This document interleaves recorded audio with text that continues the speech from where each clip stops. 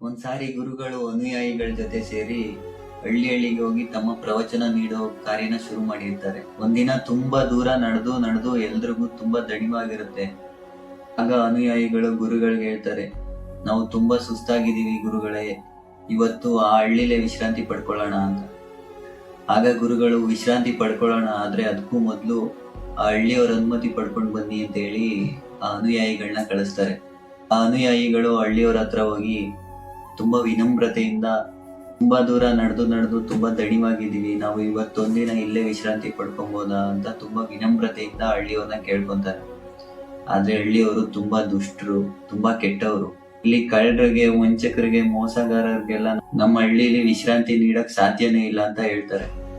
ಆಗ ಅನುಯಾಯಿಗಳು, ನಾವು ಕಳ್ಳರಲ್ಲ, ವಂಚಕರಲ್ಲ, ನಮ್ ಜೊತೆ ಗುರುಗಳಿದ್ದಾರೆ ಅಂತ ಹೇಳಿ ಆ ಗುರುಗಳ ಬಗ್ಗೆ ಹೇಳ್ತಾರೆ. ಆದ್ರೂ ಹಳ್ಳಿಯವ್ರಿಗೆ ಇಷ್ಟ ಇಲ್ಲದೆ ಇದ್ರು ಆ ಗುರುಗಳ ಬಗ್ಗೆ ಹೇಳಿರೋ ಕಾರಣದಿಂದ ಸರಿ ಆಯ್ತು ಇಲ್ಲೇ ಉಳ್ಕೊಳ್ಳಿ ಅಂತ ಹೇಳಿ ಒಂದ್ ಮರದ ಕೆಳಗಡೆ ಜಾಗ ತೋರಿಸ್ತಾರೆ. ಆಮೇಲೆ ನಿಮಗ್ ಬೇಕಾಗಿದ್ದು ಉಪಚಾರ ಮಾಡ್ತೀವಿ ಅಂತ ಎಲ್ಲ ಹೇಳಿ ಏನೇನು ಅನ್ಕೊಳಕ್ ಹೋಗ್ಬಿಡಿ, ಯಾವ್ದಾದ್ರು ಮನೇಲಿ ಏನಾದ್ರು ಮಿಕ್ಕಿದ್ರೆ ತಂದು ಕೊಡ್ತಾರೆ, ಅದನ್ನೇ ತಿನ್ಕೊಂಡ್ ಮಲಗಿದ್ ಎದ್ದೋಗಿ ಅಂತ ಹೇಳಿ ಆ ಮರದ ಕೆಳಗಡೆ ಉಳ್ಕೊಳಕ್ಕೆ ಅನುಮತಿ ನೀಡ್ತಾರೆ. ಆಗ ಗುರುಗಳು ಆ ಅನುಯಾಯಿಗಳ ಜೊತೆ ಅದೇ ಮರದ ಕೆಳಗಡೆ ವಿಶ್ರಾಂತಿ ಪಡ್ಕೊಳ್ತಾರೆ. ಬೆಳಿಗ್ಗೆ ಆಗ್ತಿದಂಗೆ ತುಂಬಾ ಬೇಗ ಎದ್ದು ಇವರು ಪ್ರಾರ್ಥನೆ ಶುರು ಮಾಡ್ತಾರೆ. ಇವ್ರ ಪ್ರಾರ್ಥನೆ ಶಬ್ದಕ್ಕೆ ಹಳ್ಳಿಯವ್ರಿಗೆಲ್ಲ ಎಚ್ಚರ ಆಗತ್ತೆ.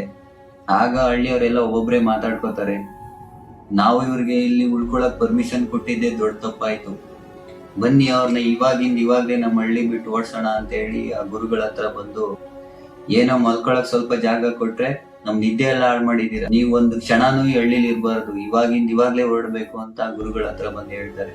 ಆಗ ಗುರುಗಳು, ಸರಿ ನಾವು ಇಲ್ಲಿಂದ ಹೊರಡ್ತೀವಿ, ನೀವು ಮಾತ್ರ ಈ ಹಳ್ಳಿ ಬಿಟ್ಟು ಬೇರೆ ಎಲ್ಲೂ ಹೋಗ್ಬೇಡಿ, ಇಲ್ಲೇ ಇರಿ ಅಂತ ಅವ್ರಿಗೆ ಆಶೀರ್ವಾದ ಮಾಡಿ ಮುಂದೆ ಹೊರಡ್ತಾರೆ.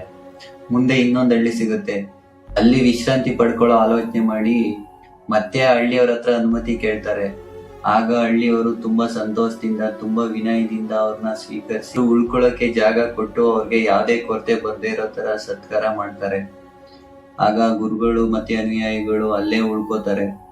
ಬೆಳಿಗ್ಗೆ ಎದ್ದು ಗುರುಗಳು ಹೊರಡೋಕೆ ಅಂತ ಸಿದ್ಧ ಆದಾಗ ಹಳ್ಳಿ ಜನಗಳು ಬಂದು, ನೀವ್ ಇಷ್ಟ ಬೇಗ ಯಾಕೆ ಹೊರಡ್ತಾ ಇದ್ದೀರಾ ಗುರುಗಳೇ, ನಿಮ್ಮಂತ ಮಹಾನ್ ವ್ಯಕ್ತಿಗಳು ನಮ್ಮ ಹಳ್ಳಿಲಿ ಇನ್ನ ಸ್ವಲ್ಪ ದಿನ ಇರ್ಬೇಕು, ನಮ್ಗೆ ಮಾರ್ಗದರ್ಶನ ನೀಡ್ಬೇಕು ಅಂತ ಗುರುಗಳನ್ನ ಕೇಳ್ಕೊತಾರೆ. ಆಗ ಗುರುಗಳು ಹಳ್ಳಿ ಜನಗಳಿಗೆ, ನೀವು ತುಂಬಾ ಒಳ್ಳೆಯವರು, ನೀವು ಒಂದೇ ಕಡೆ ಇರದೆ ಪ್ರಪಂಚದ ಎಲ್ಲಾ ಕಡೆ ಚೆದ್ರು ಹೋಗಿ ಅಂತ ಅವ್ರಿಗೆ ಆಶೀರ್ವಾದ ಮಾಡಿ ಮುಂದೆ ಹೋಗ್ತಾರೆ.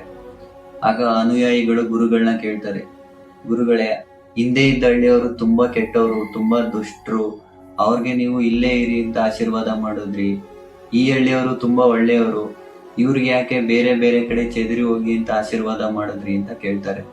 ಗುರುಗಳು, ಅವರು ತುಂಬಾ ಕೆಟ್ಟವರು, ತುಂಬಾ ದುಷ್ಟರು, ಅವರು ಪ್ರಪಂಚದ ಯಾವುದೇ ಮೂಲೆಗೆ ಹೋದ್ರು ಕೆಟ್ಟತನ ಮತ್ತೆ ದುಷ್ಪರಿಣಾಮಗಳನ್ನ ಬೀರ್ತಾರೆ, ಅದಕ್ಕೆ ಅವ್ರಿಗೆ ಆ ಒಂದೇ ಹಳ್ಳಿಲಿ ಸೀಮಿತವಾಗಿರಿ ಅಂತ ಆಶೀರ್ವಾದ ಮಾಡಿದೆ.